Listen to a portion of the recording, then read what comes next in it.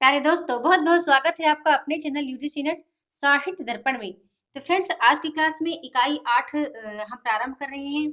इकाई 8 की ये मेरी पहली वीडियो है और पहला नाटक मैंने लिया है भारतेंदु कृत है भारत दुर्दशा। तो भारत दुर्दशा से महत्वपूर्ण जितने प्रश्न बने हैं वो भी मैं आपको बता देती हूँ। और जो प्रश्न अक्सर एग्जाम में पूछे जाते हैं उनका भी जिक्र फ्रेंड्स हम आने वाले नेक्स्ट वीडियो में करेंगे। ये यहाँ पर हमने महत्वपूर्ण तथ्य लिए हैं।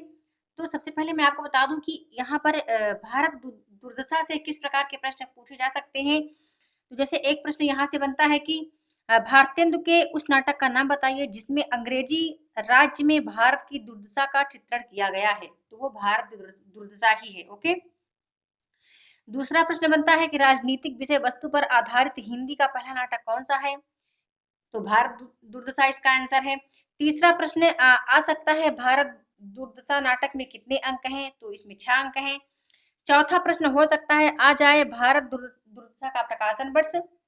तो ये तो आप इस प्रश्न से सभी आप अवगत ही हैं। अगला प्रश्न एक पूछा जाता है कि व्यंग्यात्मक भाषा शैली का प्रयोग अधिकतर भारतेंदु के किस नाटक में किया गया है। तो वो भारत दुर्दशा नाटक ही है। ओके फ्रेंड्स, एक फेमस प्रश्न इसमें और पूछा जाता है कि हिंदी नाटकों का विकास क्रम किस लेखक की रचनाओं से प्रारंभ हुआ है। तो वो हिंदी नाटक का जो विकास क्रम प्रारंभ हुआ है तो वो भारतेंद्र जी के नाटक से ही प्रारंभ हुआ है ना। तो इतने प्रश्न मैंने बता दिए, ये सभी इंपॉर्टेंट प्रश्न हैं। और प्रश्न यहाँ पर काफी इंपॉर्टेंट वीडियो में लेकर आई हूँ कि मतलब जो 6 अंक दिए गए हैं इस नाटक में, उन 6 अंकों में क्या क्या तथ्य हैं, क्या इंपॉर्टेंट है वो यहाँ पर लिए हैं। तो आप वीडियो को अंत तक देखिए, यानी वीडियो के साथ बने रहिए यदि आप वाकई यूजीसी नेट जेआरएफ को लेकर सीरियस हैं, यानी आप वाकई क्वालिफाई करना चाहते हैं, तो आप इस वीडियो को जरूर देखिए। तो चलिए चलते हैं अपने क्लास की ओर। भारतेंद्र जी 1850 से 1885 ईस्वी इनका जन्म समय है। ने अनूदित एवं मौलिक दोनों प्रकार के नाटक लिखे हैं। ठीक है, इन्होंने अनूदित नाटक लिखे हैं, मौलिक नाटक लिखे हैं। इनके अनूदित नाटक कितने हैं फ्रेंड्स। अनूदित नाटक नाटक इनके 9 हैं और जो मौलिक नाटक हैं तो वो कितने हैं, 8 हैं। ठीक है, अनूदित नाटक 9 है, मौलिक 8 हैं। फिर है कि वस्तुतः इन्होंने अपनी नाट्य रचनाओं के माध्यम से अपने समकालीन लेखकों को नाटक लिखने के लिए प्रेरित किया। तो दूसरी ओर अपनी आलोचनात्मक कृति नाटक, इनकी एक कृति आलोचनात्मक कृति जो कि सैद्धांतिक आलोचना पर आधारित है, जिसका प्रकाशन वर्ष 1883 ईस्वी है। ठीक है, ये बहुत इंपॉर्टेंट है। इसको मैंने जब आलोचना विधा हम कर रहे थे वहां इसका जिक्र मैं कर चुकी हूँ के द्वारा नाट्य शिल्प से उन्हें अवगत भी कराया गया। भारतेंदु जी ने जिस नाटकों की रचना की है वो 2 प्रकार के हैं। अनूदित नाटक हैं, विद्या सुंदर है, हरिश्चंद्र है, भारत जननी, पाखंड विडंबनम, धनंजय विजय, मुद्रा राक्षस, रत्नावली, कर्पूर मंजरी, दुर्लभ बंधु। फिर इनके मौलिक नाटक हैं वैदिकी हिंसा हिंसा न भवति, विशस्य विषमोदतम, अंधेर नगरी, भारत दुग्धसा जिसका अध्ययन हम यहाँ कर रहे हैं, नील देवी, प्रेम जोगनी, चंद्रावली, सती प्रताप। थोड़ा सा इसका जिक्र हम यहाँ देख लेते हैं फ्रेंड्स कि भारतेंदु जी के नाटकों में देश के गौरवपूर्ण अतीत की झांकी है, तो कहीं समाज सुधार की भावना है, कहीं भी अपनी संस्कृति के उज्जवल पक्ष को प्रस्तुत करते हैं, तो कहीं राष्ट्र प्रेम एवं स्वदेशाभिमान को अभिव्यक्त करते हैं। अब हम देखते हैं कि देशभक्ति की किस किस नाटकों में है जो कि देशभक्ति की भावना से प्रेरित हैं। तो वो है नील देवी, भारत जननी, भारत दुर्दशा। और फिर इनकी कौन कौन से नाटक हैं जो व्यंग्यात्मक हैं। तो व्यंग रचनाओं से व्यंग नाटिकाएं हैं इनकी वैदिकी हिंसा हिंसा न भवति, अंधेर नगरी और विशस्य विषमोत्तम। ओके, फिर हम देखते हैं कि डॉक्टर रामविलास शर्मा ने क्या कहा है इनके संबंध में। तो डॉक्टर रामविलास शर्मा ने भारतेंदु जी के योगदान पर प्रकाश डालते हुए लिखा है, भारतेंदु जी ने अपने मौलिक एवं अनूदित नाटकों के जरिए एक साथ कई काम किए। उन्होंने नाटकों के माध्यम से नई हिंदी को लोकप्रिय बनाया, पारसी रंगमंच का विरोध किया तथा प्राचीन नाटकों का उद्धार किया, जो कि फ्रेंड्स बहुत इंपॉर्टेंट है, एग्जाम की दृष्टि से भी ये इंपॉर्टेंट है। चलिए हम देखते हैं भारत दुर्दशा को, भारत दुर्दशा के कथ्य और उसके उद्देश्य देखते हैं।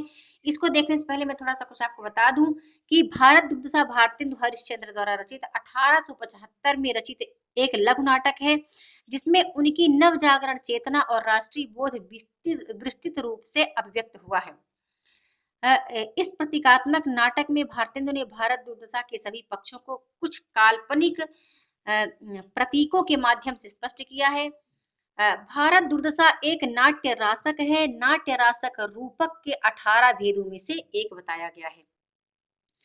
इस रासक के लक्ष्यों को स्पष्ट करते हुए भारतेंदु जी स्वयं लिखते हैं। उन्होंने कहा है कि इसमें एक अंग नायक उदांत, नायक वासक सज्जा, पीठ मर्द, उपनायक और अनेक प्रकार के मान नृत्य होते हैं। ऐसा भारतेंदु जी कहते हैं भारत दुर्दशा के संबंध में। अब हम देख लेते हैं फ्रेंड्स कि भारत दुर्दशा वस्तुतः एक नाट्य रासक है। भारतेंदु विरचित भारत दुर्दशा में 6 अंक हैं, जिनमें प्रतीकों के माध्यम से तत्कालीन सामयिक यथार्थ को नाटकीयता के साथ प्रस्तुत किया गया है। इस नाटक में विभिन्न मनोभावों का मानवीकरण करते हुए उन्हें नाटक के पात्रों के रूप में प्रस्तुत किया गया है। ये पात्र हैं, कौन कौन से पात्र हैं? भारत दुर्दैव है, भारत दुर्दशा है, सत्यानाश रोग है, आलस्य मदिरा है, अंधकार निर्लज्जता, आशा डिसलॉयल्टी। ओके, अब हम देखते हैं कि इसका जो पहला अंक है, पहले अंक में क्या कहा गया है नाटक की।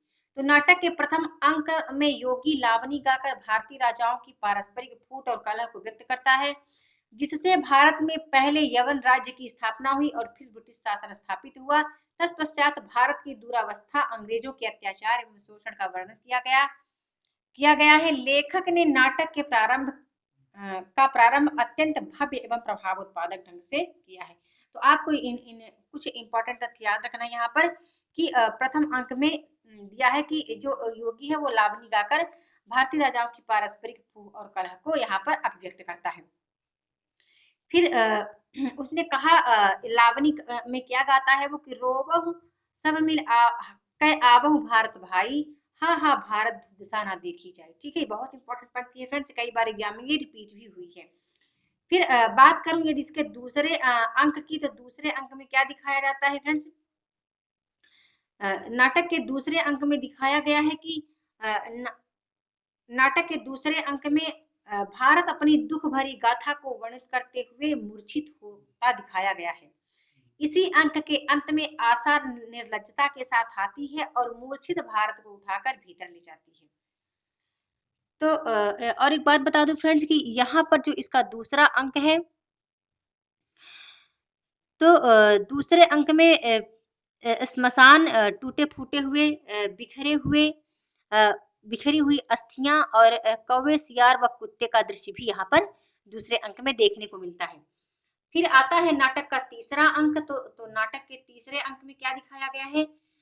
भारत दुर्दैव जो अंग्रेज का प्रतीक है, इसकी वेशभूषा भी अजीब है, आधी हिंदू आधी मुस्लिम। यह भारत दुर्दैव ही भारत की दुर्दशा का कारण है। फूट, डाह, लोभ, भय, दुर्भिक्ष, अतिवृष्टि, स्वार्थपरता, अनावृष्टि आदि के सहयोग से और अपने सेनापति सत्यनाशी की सहायता से भारतीयों के धन, बल और विद्या का नाश करता दिखाया गया है। फिर देखते हैं कि इसके चतुर्थ अंक में क्या दिखाया गया है। तो नाटक के चतुर्थ अंक में भारतवर्ष की विभिन्न कुरीतियों का उल्लेख करते हुए बताया गया है कि इन्हीं के कारण भारत की दुर्गति हो रही है। भारत की दुर्गति किनके कारण हो रही, इसका आप जरूर अध्ययन देखिए और इसको आप याद भी रखिए। तो वो है रोग, आलस्य, मदिरा, निर्धनता, अविद्या, बहुदेववाद, छुआछूत, कलह, मोह आदि। ये दोष रूपी पात्र देश का विनाश कर रहे हैं। अब इसके फ्रेंड्स पंचम अंक की बात करूं तो पंचम अंक में क्या दिखाया गया है? तो पंचम अंक में भारतीय समाज के पढ़े लिखे सभ्य लोगों की एक कमेटी बनती है, जिसमें सुरेंद्रनाथ बनर्जी, फिरोज शाह मेहता, जस्टिस रानाडे भी सम्मिलित हैं। यह कमेटी भारत को औपनिवेशिक दासता से मुक्ति दिलाने हेतु प्रयास करती है, किंतु अंग्रेज शासक डिसलॉयल्टी नामक इंग्लिश पॉलिसी एक्ट की हाकिम इच्छा यानी हाकिम की इच्छा नामक दफा के अंतर्गत सबको पकड़कर बंदी बना लेते हैं। फिर इसके छठे अंक में क्या दिखाया गया है? तो छठे अंक इसका इंपॉर्टेंट भी है फ्रेंड्स कि छठे अंक में भारत अपने भाग्य को अचेत एवं मूर्छित अवस्था में देखकर उठाने की चेष्टा करता दिखाई पड़ता है, किंतु जब अपने भाग्य को नहीं जगा पाता तो निराश होकर अपनी छाती में कटार मार लेता है। यहीं पर नाटक समाप्त हो जाता है। तो हमने इसके सभी अंकों को देखा, सभी दृश्यों को देखा और बता दूं कि जो अंतिम दृश्य है, अंतिम अंक में वन का दृश्य भी देखने को हमें मिलता है। जिसमें एक वृक्ष के नीचे भारत को अचेत दिखाया गया है। ठीक है फ्रेंड्स। अब देखते हैं कि भारत दुर्दशा संभवतः हिंदी का पहला राजनीतिक विषय वस्तु पर आधारित नाटक है। ठीक है, आप इसको याद रखिए, ये इंपॉर्टेंट है। इसमें एक ओर तो ब्रिटिश राज की निर्ममता का चित्रण है, तो दूसरी ओर भारतीयों के आलस्य, निर्धनता, अशिक्षा और काहली जैसी प्रवृत्तियों का उल्लेख करते हुए भी दुर्दशा का चित्रण किया गया है। फिर भारतेंदु इस नाटक के माध्यम से अंग्रेजों के शोषण चक्र को उजागर करना चाहते हैं। देखिए, प्रश्न यहीं से बनता है। प्रश्न जो ये तथ्य दिए गए हैं ना, और बता दूं, जितना आज मैंने लिया है उन सभी से प्रश्न बन सकते हैं और बनने की संभावना है। तो प्लीज आप वीडियो को एक दो बार जरूर देखिएगा। इसका पीडीएफ में टेलीग्राम लिंक पर दे दूंगी, तो यदि आप टेलीग्राम पर हैं तो वहां आप एक दो बार इसको पढ़ सकते हैं। तो भारतेंदु इस नाटक के माध्यम से अंग्रेजों के शोषण चक्र को उजागर करना चाहते थे। अंग्रेजों ने भारतीयों के उत्थान के लिए नहीं अपितु शोषण को और भी विस्तृत एवं व्यापक बनाने हेतु रेल या सड़क का विस्तार किया, शिक्षा का प्रचार प्रसार किया और उद्योग स्थापित किए। भारतेंदु ने इस सत्य से अवगत होकर भारतीय जनमानस को जागृत करने का सद प्रयास इस नाटक के माध्यम से किया है। वे जानते हैं कि अंग्रेजों के राज्य में देश का धन विदेशों में जा रहा है, जिससे धन की दरिद्रता और भी बढ़ रही है। एक ये भी पंक्ति है जो कि कई बार एग्जाम में पूछी जा चुकी है कि अंग्रेज राज सुख साठ सजे सब भारी, पे धन विदेश चल यह अति ख्वारी। तो फ्रेंड्स, इससे वो यह अवगत कराना चाहते हैं कि भारत दुर्दशा में इन्होंने बताया कि वर्तमान भारत किस प्रकार विनाश के मार्ग पर बढ़ रहा है। इसकी आर्थिक, राजनीतिक और सामाजिक संरचनाएं पूर्णतः खंडित हो गई हैं और सबसे अधिक चिंता की बात यह है कि भारत के निवासी इस दुर्दशा को दूर करने के लिए प्रतिबद्ध नहीं दिखते, ऐसा भारतेंदु जी मानते हैं। तो इस समस्या का सर्वांगीण समीक्षा करते हुए उन्होंने चुन कर उन कारणों की खोज की है जिन्हें दूर करना भारत के उज्जवल भविष्य के लिए जरूरी हो गया है।